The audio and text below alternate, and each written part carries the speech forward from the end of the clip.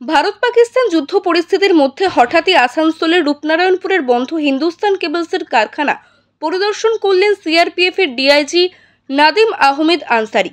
গতকাল বুধবার দুটি গাড়িতে এই প্রতিনিধি দল হিন্দুস্তান কেবলস কারখানায় এসে পৌঁছয়।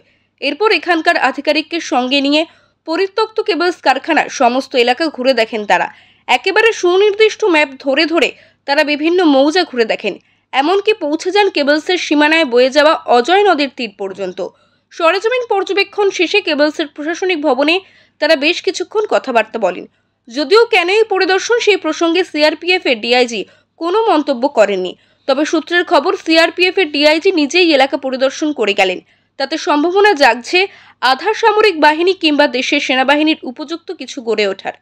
হারাধন মুখার্জি হিন্দুস্তান কেবলসের নিরাপত্তা রক্ষী জানান, পরিদর্শনে ডিফেন্সের লোক আইছিলেন।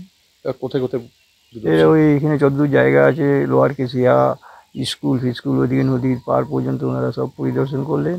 এখানে যদি ডিফেন্স আসে তো এখানে আশেপাশে লোকের এই কর্মক্ষেত্রে কিছু সুবিধা হবে, তাহলে ভালোই হয়।